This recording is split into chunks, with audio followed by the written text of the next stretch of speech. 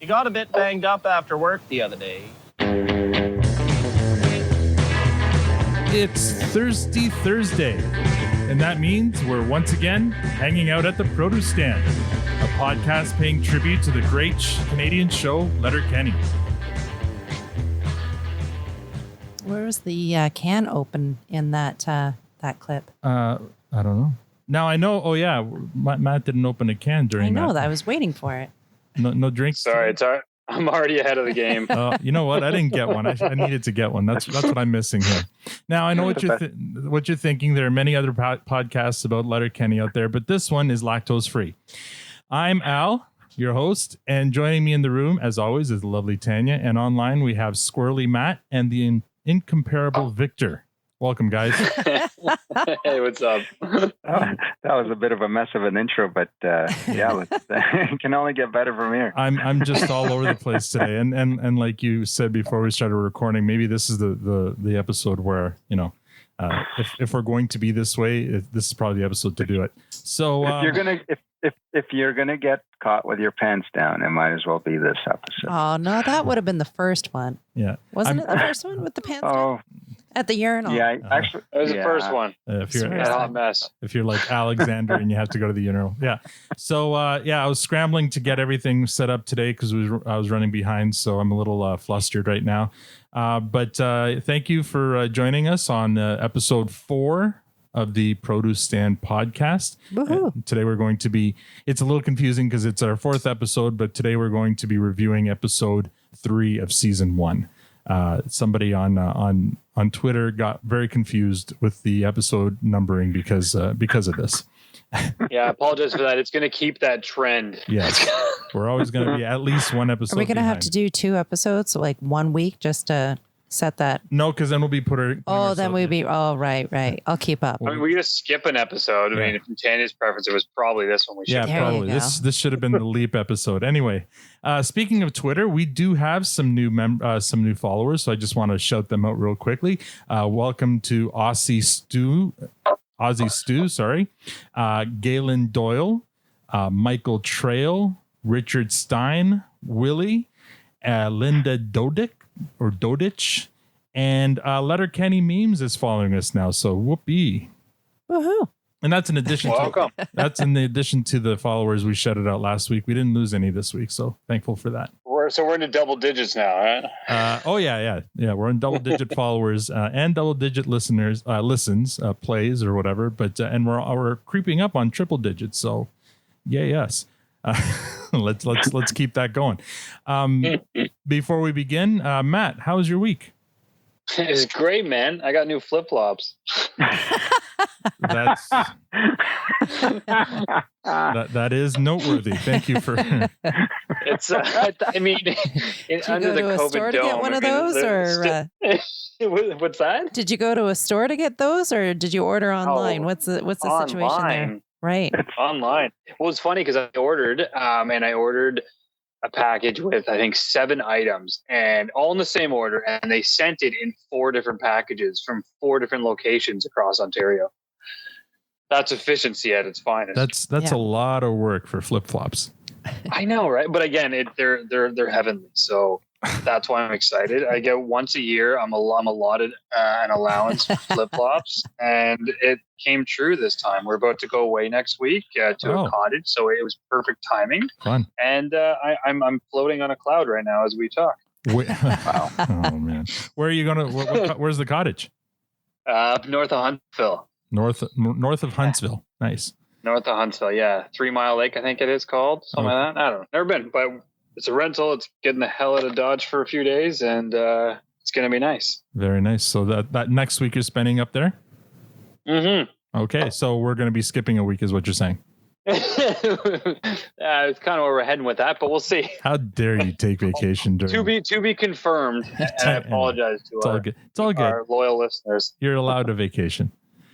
Victor. But all in, my week's great because of flip-flops, so we'll leave it at that. Wow, it doesn't take much. That's good. No, a COVID dome, simple stimulus. It's the little things. Victor, how's your week so far? Yeah, it's pretty good. It's kind of my staycation week, so that's nice and relaxing, not having to do work every morning, so that's good. I had my wedding anniversary on August 1st. Oh, mazel tov. 22 years. Wow. Congratulations. Excellent. Yeah. So that was that.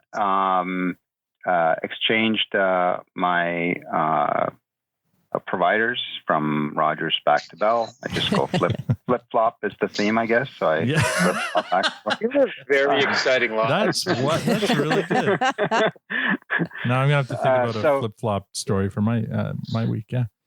Yeah, and really the most exciting part is yesterday I went out to dinner with a friend.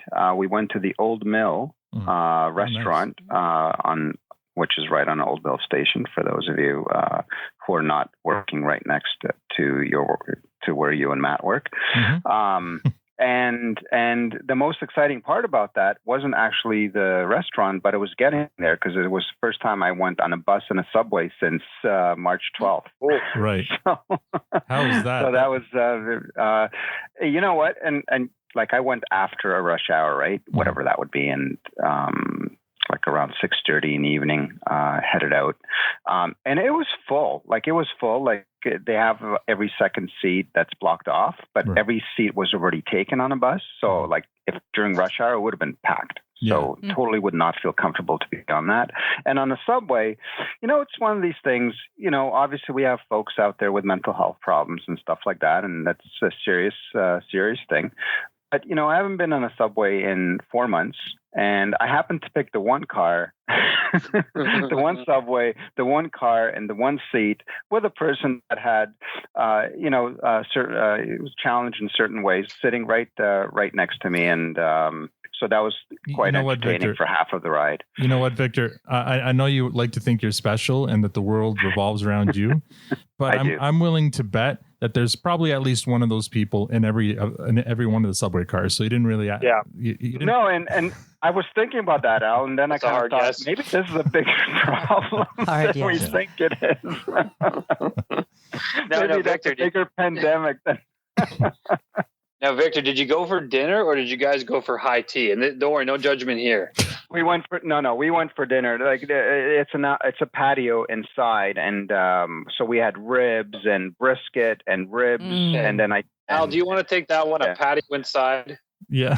Well, I mean, no, you go into the restaurant. It's called a restaurant dining out, because it's like it's a place where people get married. It's an outdoor patio, but you have to go indoors first. Oh, I see. All right. Yeah. That's good. But anyway, it worked. It was a really nice place. I'd recommend it, and it's not as expensive as you think it would be. So like if you're okay with keg style prices, then this was around that, if not even less, a little bit. Right. And it was very fancy, and they look after you, and it's a really nice atmosphere. Well, yeah, we know the Old Mill well. Yeah. Our employer has had our holiday party there the last couple of years, so we know. So there you go. Yeah. Very nice. Well, and so Victor, you've got the game on, I think, in the background. I'm watching it right now. It's now 3-2 for Toronto. So it was 3-0. Third period. So we'll see what happens. And this is the Leafs versus the Columbus Blue Jackets. The Blue Jackets. Yes. Those bugs. Yes. Yeah. The Blue Jackets. Oh man, it's 3-2. This is getting too close for comfort. Third period. It's the third period, and there's 10 minutes left. Well, feel free to interrupt anytime with scores, okay? We're talking about the hockey, right? Yes, the hockey. The hockey. Yeah, accurate. and so even though I've spent the week with Tanya, I'm going to let Tanya tell us how her week's gone so far. Oh, dear. Work this week, half week. I'm off now. We're on work share, so... when I am on, I'm covering somebody else's desk. And when I am off, somebody else covers my desk plus their own. So wee bit tricky to juggle, but hey, I'm off now. So all's well. Yeah, that's interesting. Yeah. Well, it's better than getting laid off, I guess. But the work share thing is interesting because they're still busy. Yes. And still too much work to do. And yeah, the thing. Tanya, I won't speak for you, but I think you find yourself working anyway when you shouldn't be. I'm taking on a lot of personal time working still and trying to keep up with it all. It's hard to have my position and still give good care to people and keep up with everything and only do that part-time. Anyways. We move on though, because this is supposed to be a distraction from work. So I take another sip of wine. As Wayne would say. Well, pitter patter, let's get at her. Mm-hmm. Last week, we reviewed season 1, episode 2, Super Soft Birthday, and that episode received a fresh rating from Victor, Matt, and myself, and a clearance from Tanya, which has become her high mark so far. So this week's episode or homework was to review episode 3, season 1, Fartbook. Matt, did you do your homework this week? So, should I even show up if I don't? Like, I'm sorry. There's a lot of pressure coming into this week every time now. Oh, come on. Like, I feel like I'm back in high school, and again, I am just as I delay just as much as I did in high school, where it's like I have this assignment. I know I've got like a month to do it, and I keep saying I'm going to do it, and then like 3 hours before it's due, I sit down and I do it. So I think I finished the episode 20 minutes ago. Perfect. Awesome. Did all that to say, I watched. Did the lovely wife watch it with you? She did. Yeah, she was doing her nails. Was that her first time watching this episode, or had she seen it before? No, I told you we binge watched the hell out of this thing a couple years back. I mean, honestly, I didn't remember this episode at all. No.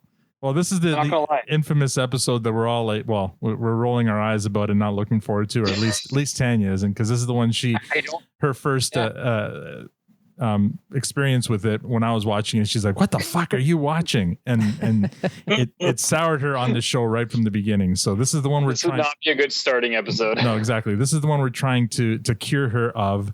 But unfortunately, we still have to do it. So, Victor, have you done your homework? Yeah, and it's great that Matt's here, because then I would have been the class clown, because I finished the episode like an hour ago. So. Oh wow. Yeah, I mean, my goal is to watch it the night before, day before, but things didn't work out that way yesterday, because I went out to the restaurant there, and so I figured, what's the big deal? I'm off. I have all day to watch it, and of course, I kept finding excuses to not watch it, and then I finally did just before we had to record. So I have made watching Letterkenny a chore. Then is what you're saying. Well, you know what? It's just because I have to do it. Yeah. If I didn't have to do it, then it would be different. You would have done it. Yeah. I'm the same like Matt. I just left everything to the last minute, and that's just I think a lot of stuff like that. Procrastination is a skill. I don't care what anyone says. It is, and I always come through. And you can ask if the quality is the same as it would have been if I did it, a month earlier or whatever, but who cares? It doesn't matter. It's done. Victor, I'm glad you're not my manager anymore, because now I can honestly tell you I'm the same way. Yeah, well, I knew that, Al. I know you did. I could tell by what you were turning in. Oh, thanks. But I'm just joking. We've been winning all kinds of awards when we were working together, it's all good times. It's all good times. That's what he appreciates about you. That's what you appreciate about me. And that line was used again in this episode. Yes, I'm now intrigued. I feel like it's going to be in every single episode, because we're 3 for 3. Yeah, we should have a count for that line. But there's a few lines that are often used. Tanya, did you do the homework? Go ahead. I did. You reminded me of it yesterday, and I went, "Oh shit!" All right, so here we go. We are going to review Fartbook now. Are you guys ready? Ready. So, the cold open, the Hicks are hanging at the produce stand, arguing over the best way to get rid of a tree stump, when Wayne and Derry get into an argument over whether Derry's van can pull the stump out of the ground.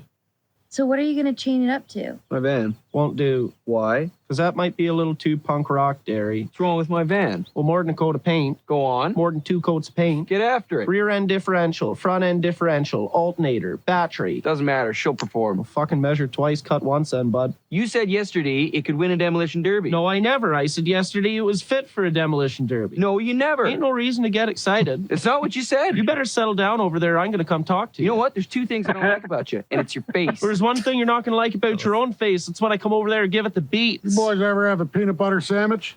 You're one end, you're the other end. Stick is together and you're just stuck. Really scraping the bottom of the yogurt cup for that nugget of wisdom, aren't you? You appreciates my metaphors, Katie, and that's what I appreciates about you. Is that what you appreciate about me? Let's take about 5 to 10% off over there, Squirrely Dan. Yeah. So any other insights for us? You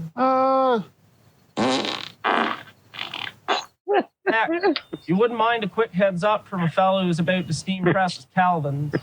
Steam presses Calvins. So What a great line.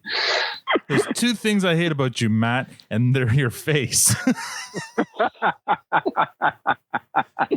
There's so much gold in that. Probably the best part of the whole episode is right there. Oh, it's so good.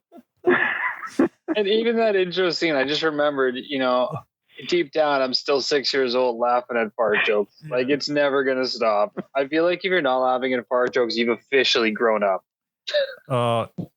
Speaking of which, I guess Tanya and I had some official growing up signs this week, which were very depressing. My TV died, so we had to go out and buy a new TV. Been there. And the choice was getting one that was, a little bit larger and a lot more expensive, or getting one that was a little bit smaller and within our price range. And we were so like the old us would have gotten the larger one because we would have, said, hey, if you average out per view and per use, it's nothing. It's only like it's pennies when you think about it. But instead, we went with the adult choice and we got the smaller TV. How small, though? Yeah, what do you consider small? Well, Answer that question. There. So that scale's changed a lot. The original TV that broke down was a 70-inch. Okay. And the one we just got is I'm intrigued to see where this is going to go. And the one we just got is a 65-inch. All right, I'm just going to get the hell out of here. Oh my god. Leave with eat dicks because that's whatever. That's bigger than our big TV. No, and that's our big TV though. And come on. But the funny 50 thing, inches. The funny thing no is, problem. You just have a theater. It's all good. When I brought it home and my 13-year-old son, he sees the box, he goes, "You got a smaller TV." He's accustomed to that lifestyle. Though. That's on you. You enabled it for years, and now you've broken his heart. Well, here's the thing. That first TV I bought with signing money that I got when I got my job where we work now, Matt. So that wasn't real money. That was just like bonus money. That was money falling out of it. I take the blame on that one. Falling from heaven. That's Victor's fault for hiring me and offering me that. This time around, I had no such luck with any kind of bonus or any kind of spare cash, so I had to be a little bonus money. I clearly don't know how to negotiate. Yeah, you need a better agent. Anyway, sap when I joined. Back to the recap. So after the music rolls, we come back from the opening theme to hear Squirrely Dan with this little nugget of wisdom. And that's your lesson for today, folks. Farts always win. That right there was an air biscuit. It was a real ass flapper, if I do say so myself. Some fine colon bowling. Some real rectal turbulence. Rectal turbulence. So, and right after that, Katie, because Wayne was being very quiet, she asked him what his take was on it, and that's where the first. There's actually 4 Wayne's words of wisdoms throughout this episode. So as much as the episode we haven't been looking forward to it, this one is full of wisdom. And this is the first one from Wayne. Well, there's nothing better than a fart. Except kids falling off bikes, maybe. Fuck, I could watch kids fall off bikes all day. I don't give a shit about your kid. I don't give a shit about your kid. That reminded me of, was it Big Daddy? Big Daddy with Adam Sandler. Yeah. Going to the park and watching rollerbladers fall over. Yes. It's funny. This does become a thing. Wayne's dislike for kids, and it'll become more apparent as the episodes go. Victor, how's the game? We're tied. Oh, you really? We're tied. Let's keep going. All right. Should we just stop so you guys can go and mourn this thing? It's Boston all over again. All right, and then inspiration hits Derry. Wish Gail could hear that fart. I got a couple pals who'd appreciate it too. It'd be kind of neat if you could, catalog your farts. Well, what for? Well, I feel like if other people could hear that crack splitter, it could have a positive impact on their lives. That might be the nicest thing everybody's ever said about me. You should be able to keep track of and record your farts and your friends' farts. Well, like Facebook? Exactly like a Facebook. Just like Fartbook.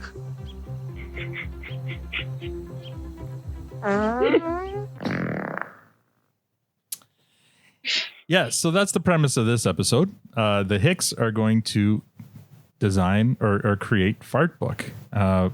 What are your thoughts so far, Matt? I mean, again, like I said, I'm like a 6-year-old. As soon as the fart joke started, I was cracking up. My wife's looking at me like I'm insane, and I'm just laughing my ass off because I'm a child. Yeah, but that's okay. But when when I get to the episode itself, I think what caught me off guard, and probably with Tanya, you can echo this, is the fact that you want some depth, and you didn't get it here, and I get it. I mean, we started off episode 1, right? We had the, Wayne trying to find himself. He was the fighter. He's not the fighter. He needs to reborn. Episode 2, he's now going back for his belt. He gets it. Episode 3, this is like they ran out of ideas already 3 episodes in. It's like, what the fuck are we going to do? I don't know. A fart joke's always funny. And they started and built a whole episode on it. I actually, you know what? I was thinking about this one because, yeah, as Alan mentioned, I walked in on him watching this one months ago and thought, what the hell are you watching? But you know what? I watched the whole thing from beginning to end. And I got to say, it actually surprised me. And I know that's a wee bit shocking coming out of my mouth, but yeah, I thought, you know what? I can just see the writers sitting around the table saying, what's funny? What's classy? What's classic comedy? Farts. I get it. And just like you said, that 6-year-old, we will never stop laughing about farts. Yeah. And I still giggle. I kind of think that they did this kind of smart, which is really, wow. I'm having a hard time saying the words. Wow. I know. You're stealing my thunder, Tanya, but keep going. Yikes. I'm gonna go back on what, and you know what? I came in absolutely already hating this one. And I got to say, I walked away surprised. There was one audible giggle from you during our watching last night, which was one more than we got in the previous episode. So that's good. But I got to say, it maybe because I've been watching, because preparing for this, I have to watch the episode more than a couple of times. This one here to me is so far, and because I've seen the whole series, it is the most one-dimensional, one-note episode that they have. And maybe watching it as many times as I did is going to ruin it for me. But I'm going to be the dissenting voice here, I think. Victor, did you chime in? I loved it. Yes, Victor. So, I don't think, for me, this episode was not about farts. This episode, and for me, I didn't laugh a single time due to a fart joke. But I laughed more in this episode than I had in 2 previous episodes. Wow. I thought this was, I had a really great time with it.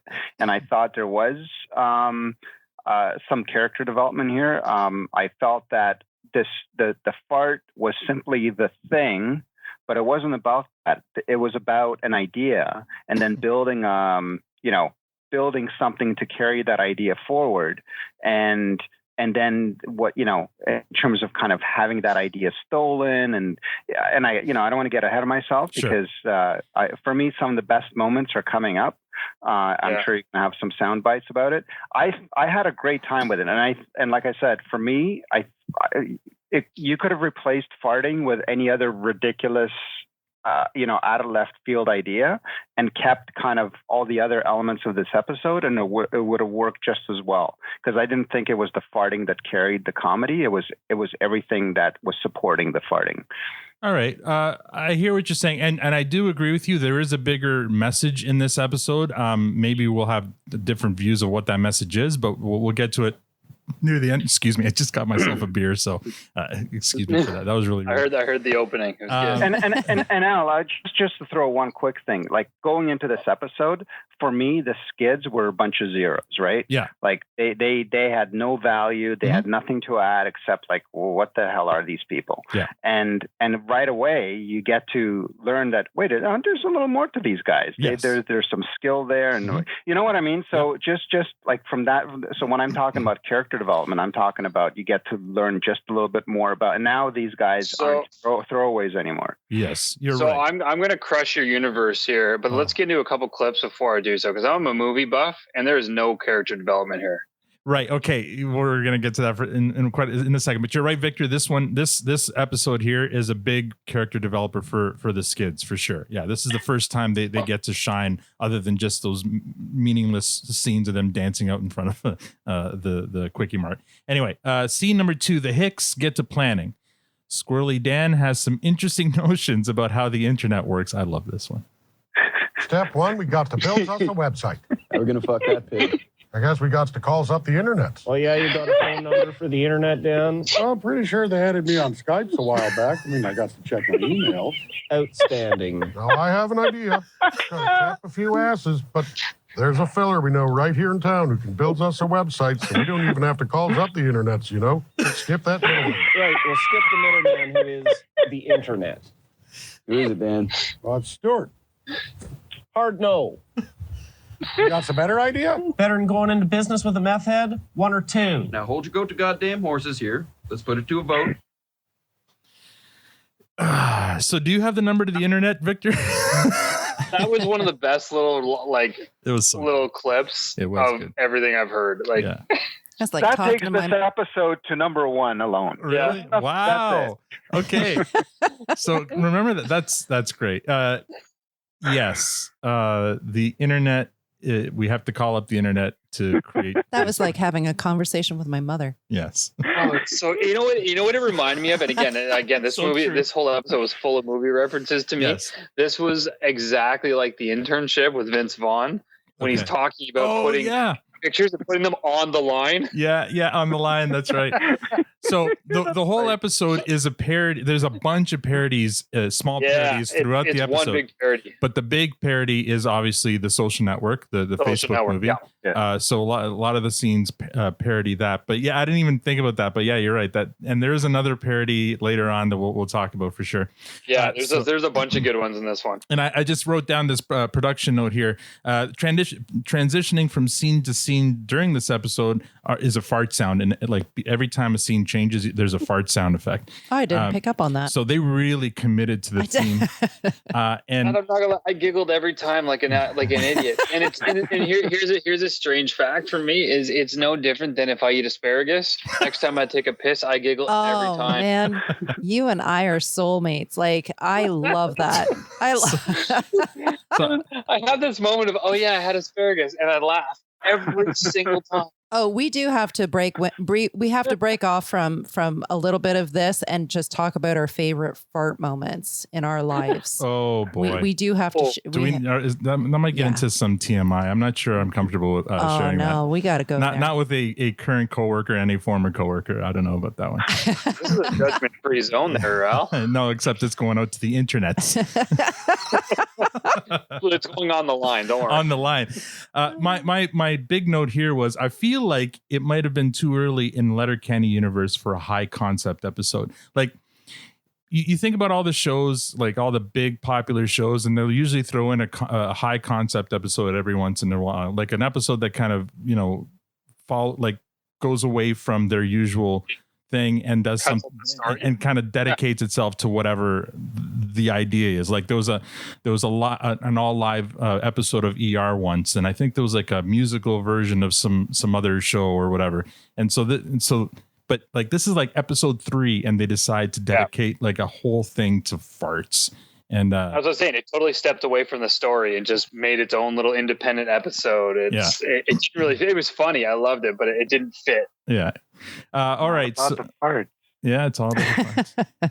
Wayne is outvoted by Derry and Squirrely Dan, so they decide to bring Stuart on board. And that's when we go to scene number 3. Squirrely Dan tells a Squirrely Dan story about going over to his buddy Pete's house with his cousins, and Pete gets so drunk he pisses all over the house and himself.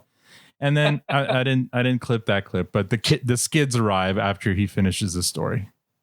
So it's Facebook, but for farts. That's right. Cartoonish.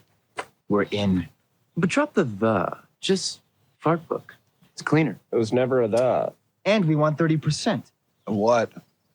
Amateurs. Money generated from the site. We're not going to be making any money off the site. Yes, we will. Once we get enough members playing the butt trumpet, we will sell ad space and make a fortune. Now, let's talk about marketing. Who should we target to buy ad space on Fartbook? Indian food, Greek food, Asian noodle soups. What about ringtones? Instead of putting your phone on silent, you put it on silent, but deadly. You're an idiot. Wait, you're an idiot. So, all right, Devin spoke there. Yeah. He stole the show in this episode. To me. Yes. His impersonation of Jesse Heisenberg or whatever. It's not even just that. What he just did there, he channeled Sean Parker or Justin Timberlake with that whole drop the just Fartbook. Yeah, yeah. That is direct from the Social Network. Yeah. So he bounces through all the characters at some point. And in episode 0, I believe I talk about the actor who plays Stuart Johnson being a revelation. Like he's a really, really strong actor. This guy here, the guy who plays Devin, his name's Alexander DeJordy. He's another so one. good. He's really, really good. Whenever you see him, like it's easy to throw away his barking and some of the skitty stuff that he does in those scenes. But when he has a chance to shine, and in this episode, there's a lot of that of him. You're right. Yeah. Like he handled at least 4 different characters in this. Yeah. And I caught every one of them, and I loved every one of them. Yeah, so for sure, kudos to Alexander DeJordy. He, if you check out his IMDb profile, he's got a lot of great credits under his name. Most of them Canadian productions, but he's a strong one. What did you think, Victor? Yeah, we go from being just part of the background, wondering what the hell are these. What is their role in this show, and what are they doing? Yeah. Why are they doing it?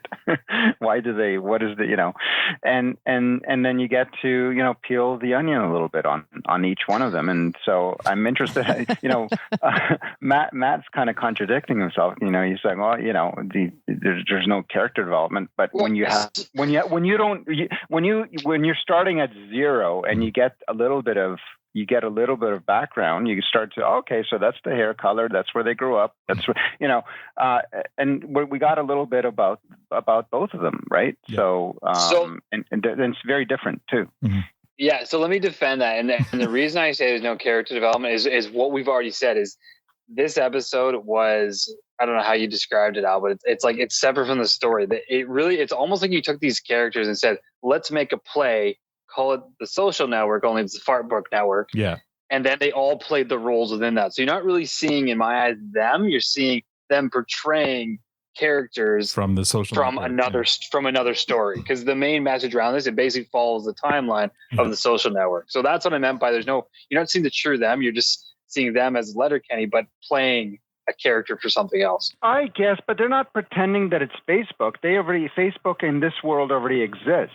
So they're not pretending that they're trying to create a parody of Facebook. They're saying, let's take an idea that was successful and use it in a different way for a completely ridiculous thing. Yeah, I'm not debating that. No, and so here's the thing, and Matt, I think what this showed, the Skids are geeks. They're nerds. They'll nerd out on what they're really interested in. In this case, especially Devin, it's obvious he knows the movie Social Network front to back because he kicks into the soliloquies all the time inexplicably. So I don't think the episode is emulating that, but I think the character, at least especially Devin, is emulating the movie because he's all excited that they get to build this Facebook-like app, right? I see both sides. Yeah, the first episode that we watched, I was done with this guy. Like they were just, I didn't get what they were doing there. I thought the whole dance thing was idiotic. But now, just like Victor was saying, I see another side of them. I see how they work together, how they are, building something together. Yeah. Yeah, it's like Big Bang Theory. What they geek out on big time. So it's nihilism, it's electronica or industrial music, it's movies like Social Network, and obviously they're good with computers because they need to be. And it's interesting. So I think both of you guys are on the right track. I think there is character development there.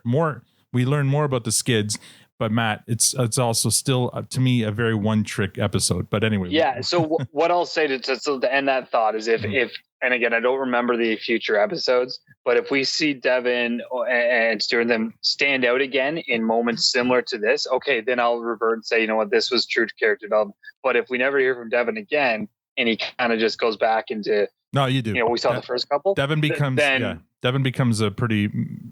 Okay. He's a second. So I don't remember that. We'll get there. Yeah, he's Skid number 2. Anyway. Okay. So during the negotiations, the Skids demand 30% of the venture, and all parties agree to terms. So scene number 4: the Skids return the next day to present the newly constructed Fartbook, and Derry gets weepy seeing it all come together. Gentlemen, Fartbook.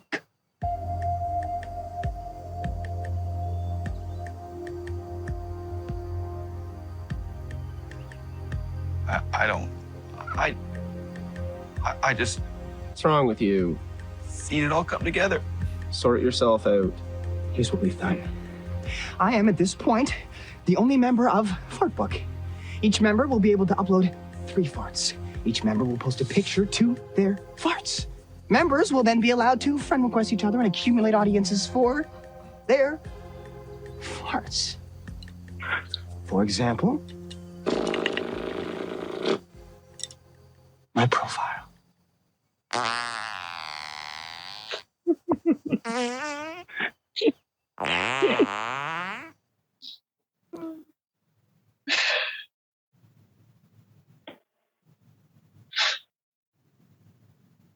So is that the end of that clip? We're just waiting for another part. No, it was 3. I thought there was another one. Yeah. No, there was 3. So there you go. They present their Fartbook beta or alpha.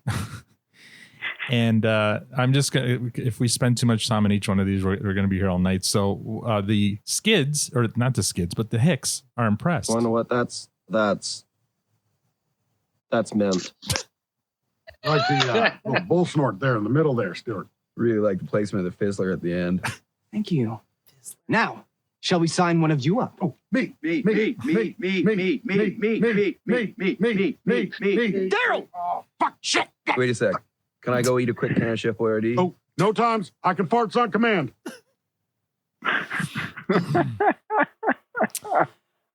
Victor, you have a very high opinion of Squirrely Dan from last episode. Has it changed?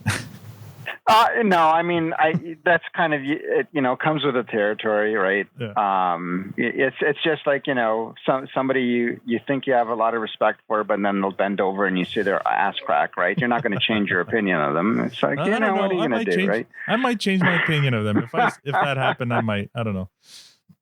But anyway, I mean, it's if there was any character that would have been picked for that role, for that part, obviously it's going to be him. And no, I didn't lose any respect for him.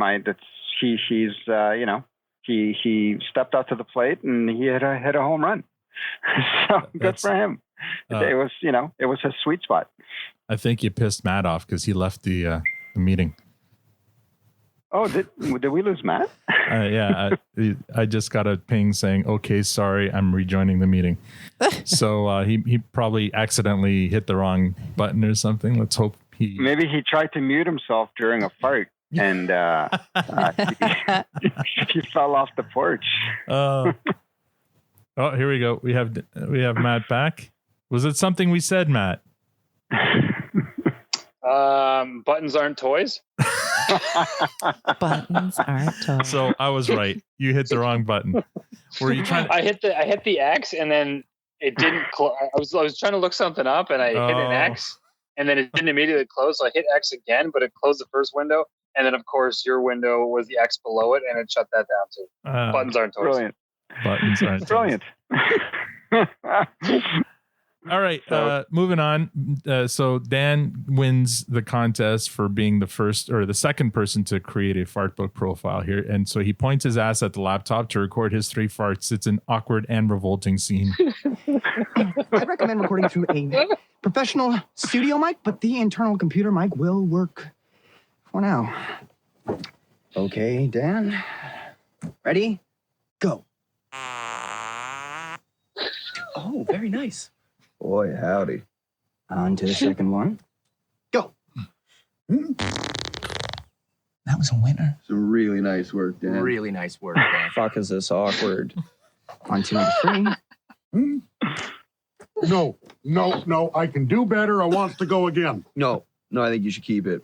No one likes a part that sounds too staged. Do I know what? He's right. If you think it's a good idea. That's a good spread there. Like it's a good spread. It's a good spread there. Like, yeah. That one he was pushing on. You could. They were all. You could hear the grunt behind that one. There was a shart coming if he wasn't careful. Oh yeah, I think that's why he stopped and didn't go with the third because there were for sure. All right, we're just gonna keep this moving. Then they discuss inviting a test audience, and the ginger and boots comes up, which spawns further discussion of the logistics of ostrich fucking. Oh, dear. I suggest we send it out to a test audience before it goes live. Get some feedback, iron out the bugs. Suggestions. Gil, duh. What about the ginger? What about boots? Oh, the ginger. You guys ever hear anything about that guy fucking an ostrich? I heard it was Boots who fucked the ostrich. No, ginger fucked an ostrich. Allegedly. Let's see. It'd take more than one guy to fuck an ostrich. You think they were both there? Like Boots held down the ostrich? I suppose if we really wanted to get to the bottom of it, we could find someone who farms ostriches who might know how they get fucked. I don't think we need to invite them, though. We should get the hockey players in on this. Those D-gens would lap this right up. Maybe get Glenn, get the Christians on board. Agreed. And we should also get Katie into the fracas. I'll talk to her. The fuck you will. All right. I love how painful it was for Wayne to just talk about that. Like it's like he knew how fucking deranged it was. Yeah. And he was trying to spit out a sentence. So I suppose if you really wanted to get down to it, I'd love whenever. I mean, ostrich is a powerful animal. Let's just call it what it is. Yeah. Is it just me, or does the Ginger and Boots sound like a children's program? I think it's Splash and Boots, isn't it? Yeah, in this case, it's the Ginger and Boots, and they have a ostrich mascot. Can you imagine that? This is also our first time hearing Stuart's tagline, "Wondrous." We'll hear that all the time too. So I've added it to the soundboard. Wondrous. Nice. Now, Stuart sounds a lot like Jesse Eisenberg, the way he talks in this episode. Now, so is that because, again, they're playing Matt's, play scenario, or is that kind of his character style going forward? No, it's Devin is the one who does the Heisenberg impressions. I don't think. No, not Heisenberg. Jesse Eisenberg. He's the guy that played Mark Zuckerberg in the Social Network. Yes, I don't know. Correct. They were both kind of play acting for this. But Jesse Eisenberg, that's just that's his real self. That's how. Yeah, no, I know. Yeah, he's kind of this awkwardness. He was in Zombieland and a few other things. No, I know. He's actually really good actor. I know who Jesse Heisenberg is, and Devin was the one. Eisenberg. There's no H. Whatever. Fucking drop the H, man. This is not. Was it? What's the meth show? Oh my God. Breaking Bad. Yeah, sorry. I've got Breaking Bad on the brain. All right, scene number 5. Cue the fart montage featuring the good citizens of Letterkenny creating their profiles. It seems as if Fartbook is really uniting all the factions in Letterkenny, and dare I say, creating a stink. Cut to Jonesy and I thought that was going to get a. Hold on. I enjoyed your, this skit as a number 2. So that one landed better with me than I made my quota then, right? So that one was a Hard no. All right, no problem. Cut to Yeah. Jonesy and Riley, who are in the shower together, presumably and hopefully after a hockey game or practice, but they're asking each other why Katie hasn't liked either of their farts on Fartbook yet. Next scene 6. The Skids are back at the produce stand with distressing news. It turns out that Gail from Modine's there is sending spam via Fartbook. You've attached messages to each of your farts. For example, send this fart to 10 people or you will have bad sex for the rest of your life. But see, I just got that message from someone else, so it's like if I didn't send it, then I'd be stuck having bad shaboing forever. And I enjoy a horizontal refreshment for my vertical. Smile too goddamn much to take that risk. It's called spamming, Gail. Never heard it called that. Heard it called spunking 1 or 2 times. No! Sending annoying messages to people who have not requested it is called spamming. Okay. And it's annoying. No. Yes? No. Yes? No. So yeah, Gail is a good one, isn't she? She's so dirty. Is There's she? no word. Is Gail. she? There's no I'm word for Gail. disappointed in Gail. I don't know. I actually like she's too crude and nasty. Yeah. Oh, And man. these are things I would have never thought about many years ago, but now watching it again, thinking, why do the only 2 women so far that we've been exposed to, one is a skank and the other one is gets around town. So One of them- Wait, what's the difference between those two? As I say, one of them is a skank and the other one's Gail. Katie's not as nasty and vulgar as I agree. as Gail. I agree. She takes it too far. Her character. Wow. Even when None of it is. Yeah, go ahead. Sorry. Even when she was running away and hopping onto her bike, everything is Here it is. very Hold on. extreme. So Sorry. the Fartbook board members don't like this use of their creation, so they threaten to suspend Gail's membership, and she doesn't take it well. Suspend my membership? Why don't you suspend my fist in your ass, little fuck? If you ever threaten me like that again, I'll spread your cheeks and I'll feed you a Kentucky Klondike by a little twat. I'll jump an Alabama hot pocket in your deuce maker, Charlie. She is the most vulgar character on the show, like by a mile. Yeah, there's only 2 women so far. Why can't we have one nice woman? Oh my god! So I watched this episode today, and I had captioning on. It wasn't on purpose. I just couldn't figure out how to fucking turn it off. But what I realized, there was a benefit to that because I lose a lot of the dialogue because it goes so fast, especially with Gail. And I mean, I don't remember it all, but there was a lot of things I was laughing at as she was going away on the bike and she's muttering shit, and the dialogue was coming up on the screen about Pop-Tarts and other shit. I was dying just reading. I was reading the whole episode just because I'm like, this is a better way to watch the show. Well, yeah, you don't miss anything. And Maybe we should try that. Well, but you hope that the closed captions actually are accurate. Because I saw an interview once with Jacob Tierney, the co-writer of the show, and he said that often those captions aren't very accurate. So I don't know. I don't know if I'd trust them. Yeah, I don't know if it was accurate, but I got enough out of it that it kept me laughing. Yes, for sure. Yeah. There's some humor, but I don't like it. No. I don't like it. Okay, we'll put you down as a hard no for Gail then. Let's see here. Fartbook board. The Fartbook board then summoned Katie to face the board. It seems Katie has been posting cute kitten farts instead of her own. This too is frowned upon by the board. No one cares about your cat's farts. But look how cute they are. Not to be impolite, but you're the only one who thinks so. Everybody who's got a cat or a kid is going to think their cats or kids' farts are super special and unique. They're not. They're just a cat or a kid fart. So, Victor. Yes, sir. How's Pumpkin? Pumpkin is wonderful. She's magnificent. She's glorious. And we love her very much. And I don't think I've ever heard her fart. Oh, that was my next question. Yeah. So I didn't really connect to that. I've had 2 cats in my lifetime, and they poop a lot and they pee a lot and they have hairballs, but I don't think farting is a big part of their repertoire. I think it's more of a dog thing. Yeah, I think cats are a little more sophisticated that way. Oh boy, that coming from a cat person. There we go. They're a little more demure about their, hygiene and whatnot. So you get the impression Wayne isn't a fan of kids or cats. The hockey players show up to complain that Katie hasn't liked any of their farts, but she has liked Stuart's farts. They think it sends a wrong message, like maybe she wants to get with Stuart because she likes his farts and not theirs. And next up to the Inquisition is Pastor Glenn. His crime against Fartbook.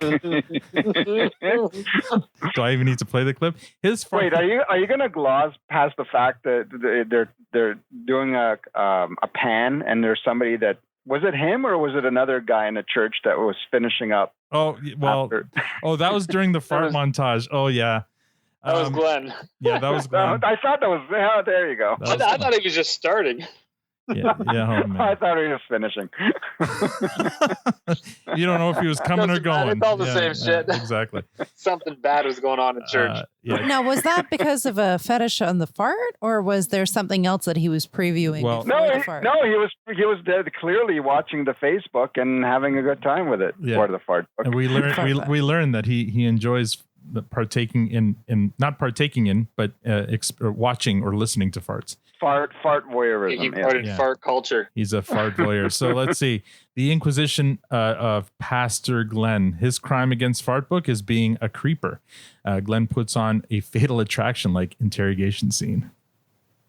Daryl, Rage Monkeys, Daniel. Rage Monkeys. We've summoned you here today to talk to you about your Fartbook profile. Allons-y. You have no photos and no farts, but are friends with everyone along for the test drive. I'm not friends with everyone.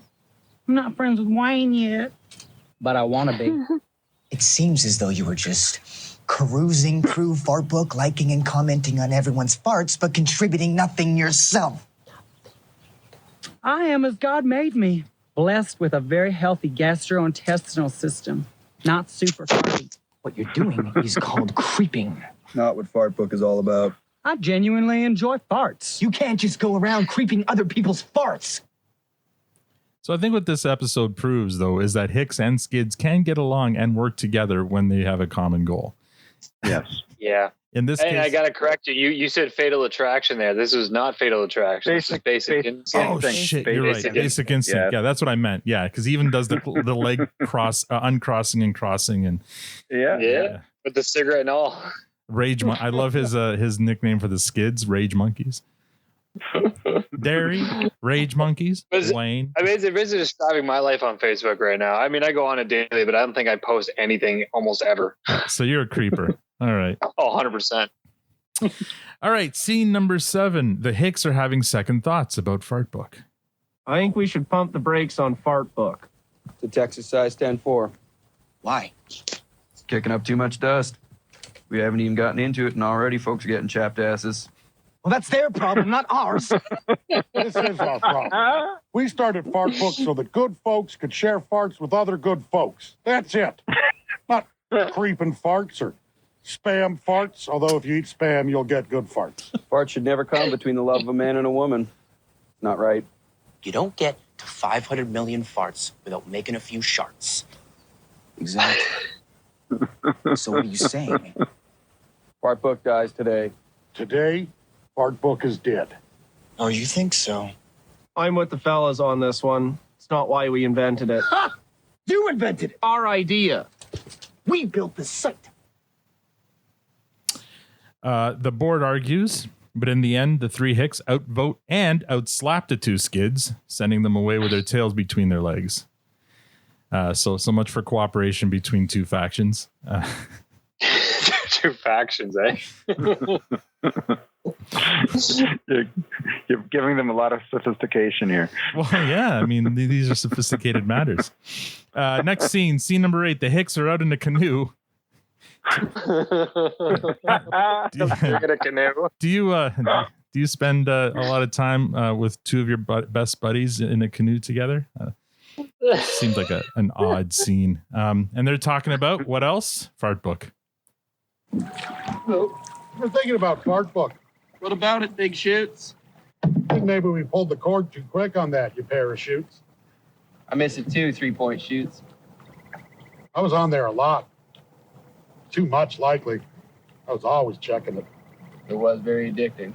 Except you never really stopped to think about one thing, did you?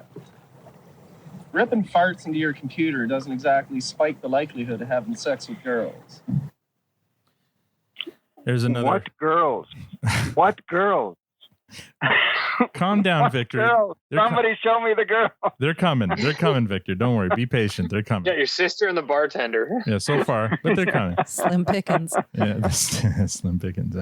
The Skids show up to inform the Hicks that Pastor Glenn has stolen Fartbook. Okay, can we just note, though, in that canoe, they didn't even have a fishing pole. It was 3 dudes sitting like 2 feet away from shore Yeah, with that's the life other funny jackets thing. on that in water like up to their knees. I know. I thought Squirrely Dan was the only one with a life jacket. He was the only one. I made Yeah. note of that. Yeah. Now I'm Wayne wondering, was just totally relaxed and just enjoying the ride. I'm wondering if that's because the real actor who plays Squirrely Dan is a city boy, and he was probably nervous being in a canoe. Well, he had good reason. I wouldn't be Just they surprised, capsized. even though he was in like 2 feet deep water. People have drowned in their bathtubs, my friend. Yeah, fair enough. Scene number 9: the Hicks and Skids go to the church to confront Glenn. You stole our idea. Are you referring to Christian Fart Mingle? What's that? It's like Christian Mingle, but for farts. We asked you to help with our idea, then you went behind our backs and you stole it. I didn't, excuse, oh my God. Those are some hairy allegations that you are firing at my face. All y'all allegations, all of them, completely freaking false, baseless. I love the when they walk in, they're walking in slow motion to some heavy industrial music, and Yes. especially Devin, he's like crossing himself, but with his middle finger up, and Stuart has his cross upside down, and he's like cursing the entire. It's just so funny. You missed the best soundbite from that scene. What's that? I haven't seen 5 guys. Oh yeah, come in a church. Oh, whatever. Yeah. That was. A good line. I totally blew it, but it was funny. That was a solid line. Imagine the humor. That was a solid line. Yeah, It can't be verbatim. It has to be. It can't be. It has to be verbatim. Yeah. Sorry, that's a failure on my part. I should have clipped that line because that was a good line. Oh, good. We need to coordinate better because even in the previous scene, you missed Devin tapping into the Winklevoss twins again. He, like I said, he hit multiple characters. And, Yeah, I was another one in the previous scene. Yeah, that was good. I was just approaching 19 clips, and it was just getting way too long. And I didn't think we were going to be spending this much time. I thought we'd be done this episode by now. So I'm actually kind of surprised. We're going on almost to an hour. Glenn claims that taking advantage of a current trend is not stealing, and then Glenn gives a lesson on fart culture. He shows them the site Plenty of Farts, Fart Filter, and a whole site devoted to gluten-free farts, etc. Scene number 9, back at the produce stand, the Hicks are licking their wounds and drinking their sorrows. Better slow down there, Big Shoots. Tomorrow's going to be a great day for hay. You can be a man at night, you can be a man in the morning. Wayne, how come you didn't join Fartbook? You're not supposed to fart in front of girls. What? There's certain things that should stay sacred between a man and a woman, so all things considered, this whole thing's pretty fucking juvenile if I do say so myself. If she's always listening to your ass acoustics, or even worse, smelling them, I guarantee she'll be slower and slower to crawl into bed with you at night. What you just said is outrageous. No, it isn't. It's true. I don't want to be smelling a dude's ass all the time. Get real. What are you, some kind of fart purist? So what are you supposed to do? Just hold it in? Or take a shit, you fucking degenerate. So there's one line that stood out in there, and that whole thing, and it's going to be an odd one, is the you be a man at night, you be a man in the morning. So that is actually something I've lived my life in some ways around based on my best friend's father saying that to us when we got shittered at a party underage years ago. I drank more than I could ever imagine. And the next morning, I think it was like 6 a.m. He kicked our asses out of bed, said, "Get the fuck up, get your day started." And he's like, "You're going to party like a man at night. You're going to get up like a man in the morning." That's funny you say that. It's always stuck with me. Because that's my Wayne's word of wisdom number 4. You can be a man at night, you can be a man in the morning. Because that's totally something I can hear him learning from his dad or something. Like if you're going to get a drink and be hungover in the morning, you better be ready to do some chores. Absolutely. For sure. And also in that same scene, his word of wisdom number 5. If she's always listening to your ass acoustics, or even worse, smelling them, I guarantee she'll be slower and slower to crawl into bed with you at night. Yeah. So this ass acoustics. I love it. That's begging to be a song. Get your guitar, Victor. All right. Squirrely Dan shares a story about his cousin who got into gorilla shitting on account of the show Jackass being so popular back in high school. During one of these gorilla shitting episodes, the following happens. So he drinks a coffee, eats a bread muffin, heads on down to the washroom there. But when he opens the bathroom door, what does he find but this pretty young girl just dropping the shits right there in the middle of the bathroom floor? And that's how he met his lovely Eunice, and they fell in love. And they've been together ever since. They raised 3 little shits. So, with all due respect, Miss Katie, there is a market for gentlemen's what can find ladies who like farts or shits or even gorilla shittings. That is not a true story. That is a true story. God help us all. There's someone for everyone. There's someone for everyone. And so the final clip here, Wayne proceeds to berate Squirrely Dan and Derry for having to put all their business online. So this is where we go back to the beginning of the episode, Victor, and you talk about like there's like one main kind of lesson or moral or whatever to this episode. And to me, I think it's this. I think it's the whole, anti-social media sentiment. And I think Wayne kind of puts it succinctly here. You know what? I don't know why you guys need everybody knowing your business anyway. Like, why you got to put everything on the internet while you're doing it or after you're done doing it? Well, if you don't put it on the internet, how's going to people know what you did? You want to know what? That's the problem right there. You should be playing your cards close to your chest. Keep the ladies guessing a little bit. Be the mystery man. Right again. I don't know. If a woman's not going to love me for my farts or me post my bowling scores on the internet, not really sure I want one. Then it's a good thing you two have each other. Or my Letterkenny podcast. Yeah. So, and that's where I have my last Wayne's word of wisdom here, number 6. Keep the ladies guessing a little bit. Be the mystery man. So I think this episode was rich in words of wisdom from Wayne.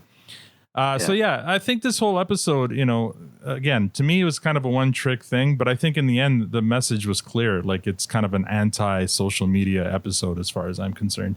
And, at least it shows where Wayne stands on the matter. The final scene 10, Stuart is in his lair and he's creeping Katie's Facebook or Fartbook page and listening to her cat farts repeatedly. So that's I didn't pull a clip because it was just a bunch of cat farts, but we're starting to see allegedly, yeah. We're starting to see that Stuart is developing some feelings for Katie and maybe perhaps she's doing the same for him. And then there's the post-credit scene. And again, you want to talk about character development. Did you guys stick around for the post-credit scene?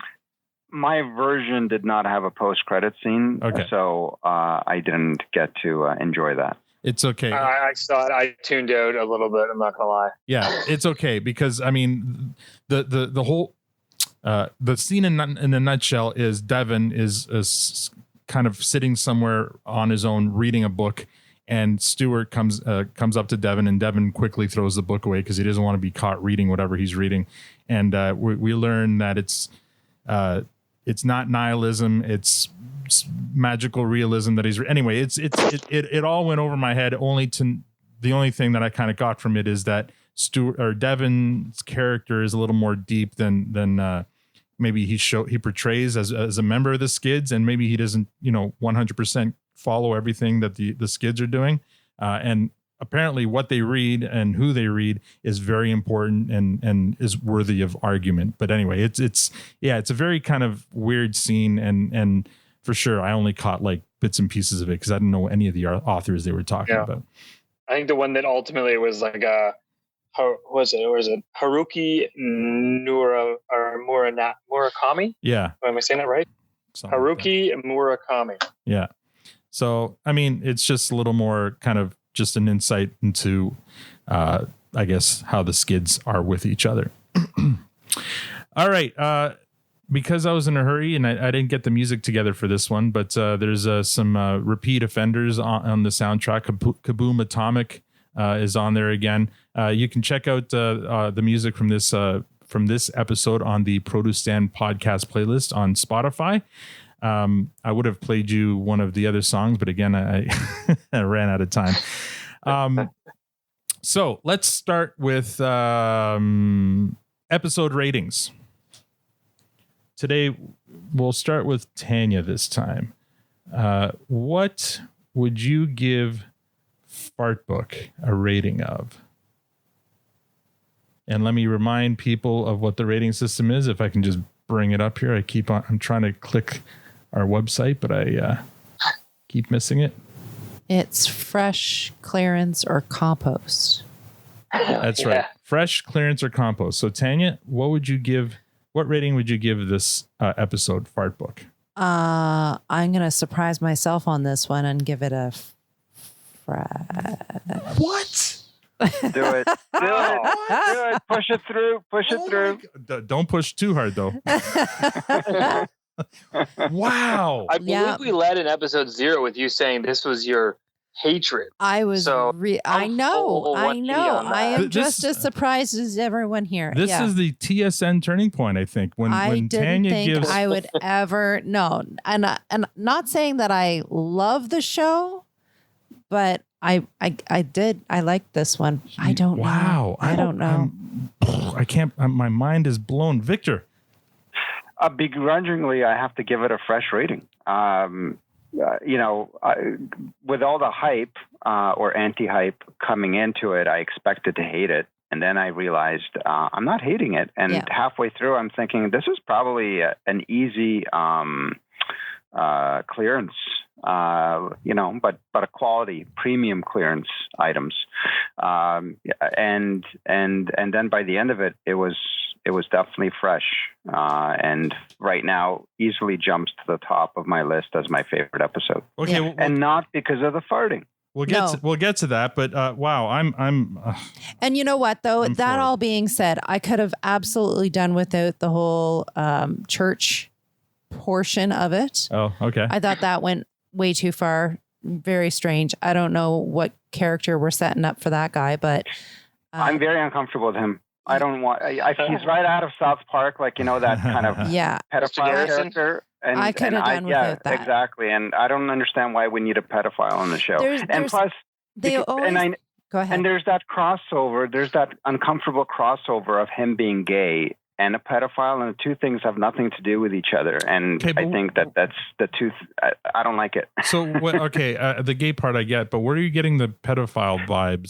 Nothing at all, except that he's exactly like the South Park character. Okay. So that's all you're basing it on. Yeah. Okay, that's fine. I think, it's his accent. Sure. It's the accent that makes him sound like you're very creepy. You're not gay, but you might be gay, but you're not weird because you're gay. Yeah. You're weird because you're creepy. Sure. Okay. They seem to always have that kind of uncomfortable skit where it's like, oh, they're going too far with this character. Like, it's just uncomfortable. Like the whole Gail part, her section and the church section, those two characters, they're just uncomfortable characters. All right. Fair enough.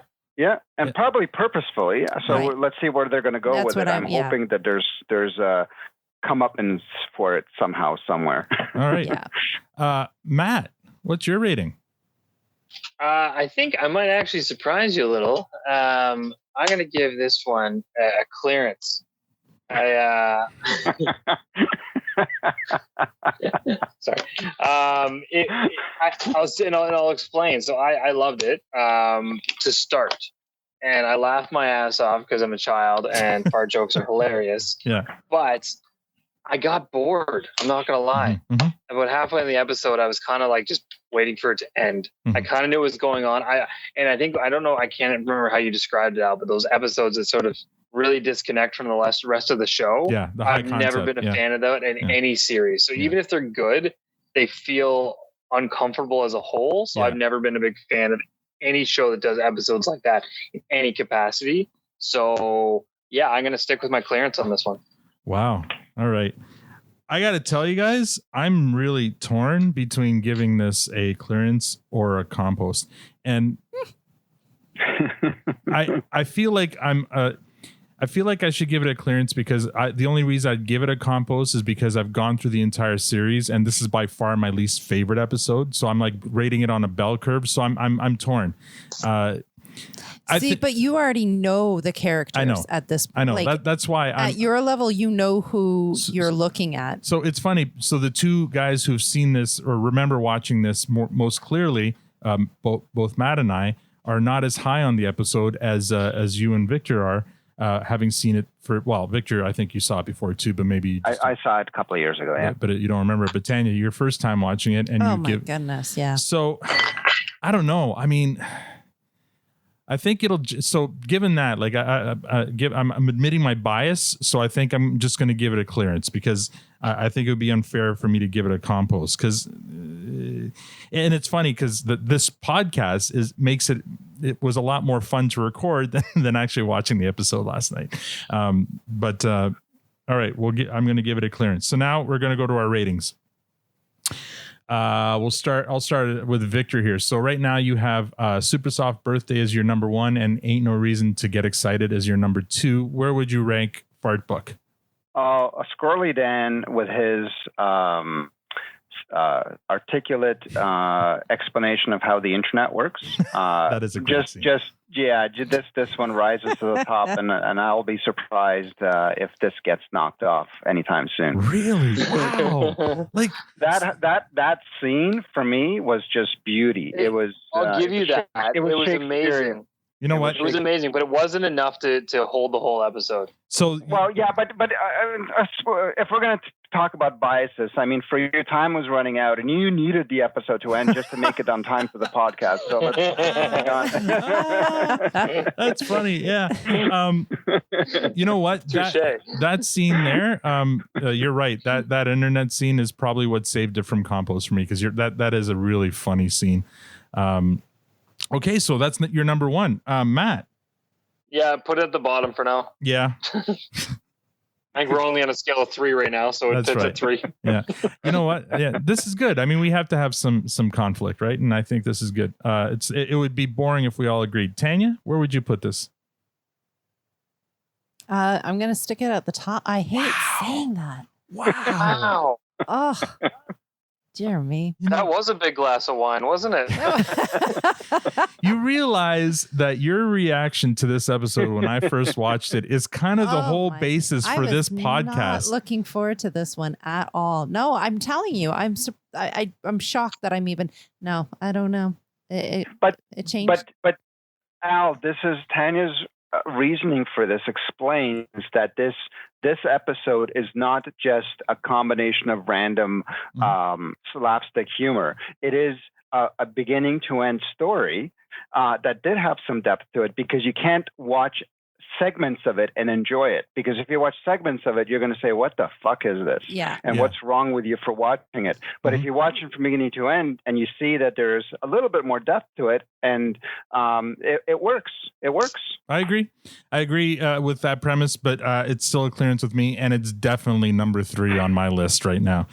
All right, so we got 2 number 1s and 2 number 3s. This is great. We're finally starting to diverge our interests here.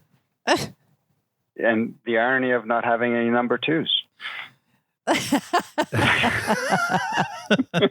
Who does number 2 work for? Let's see here. Okay, so do you guys have any final before we wrap it up? Any final words, Tanya? I'm on the spot. No. No final words for me. You know what? I'm feeling rejuvenated though, because I was like the last couple episodes. I feel like you were kind of losing steam, but the fact that you rated this number 1, I feel like we're on an upward trend here. This is don't exciting. get too excited now. Victor, any final words? Yeah, 2. Not 1. I'm encouraged and excited. Hopefully, not foolishly, that you said that this is the worst episode. So I can only expect it to get better, but we'll see. And the other final note is there's 2 minutes left in the first overtime period. So we'll see what happens. Oh, overtime! I hate you. All right, cool. And Okay, I think it's the worst episode, but just by the way this podcast went, we seem to have a bit of conflicting opinions. So we'll see what you say. Matt. I don't know if you can hear me. I'm having real computer problems here, but I'm we can hear you. Yeah, we can hear you. Yeah, I mean, I do slightly recall some of the stuff as it comes, so I know it gets worse in some cases. But yeah, for now, this was not a big winner for me. I don't like the disconnect from the story. I don't like this. I mean, I had some fun with it because I'm a movie buff, and there's a lot of references and a lot of things I tied to things that I do love. But I mean, it was fine. I'm looking forward to more. Yeah. So again, to me, it was a one-trick pony kind of episode. It was just the one storyline throughout the whole thing. Usually we have a couple of different things happening in an episode, and this one was just very narrowly focused, and unfortunately to me the focus didn't hit home. So anyway, I am looking forward to future episodes, and again, I'm actually even more looking forward to it now because I feel like Tanya might be Don't get yourself excited. Tanya might be getting on board here. All right, guys, we're going to sign off here. And that's all we have for this episode. Next week, we'll recap episode 4 of season 1, Wingman Wayne. Most facts discussed on this podcast are courtesy of Letterkenny's fandom page. Please rate us on iTunes if you like the show. Follow us on Twitter @ProduceStand. We also invite you to visit our website, theproducestandpod.com, for other episode recaps, a list of our favorite episodes, and to email us. If you email us, we might read your email on the podcast. And most importantly, tell all your friends about the podcast. Thank you for joining us. We're now off to Modine's for a couple of puppers. From all of us at the Produce Stand, good night.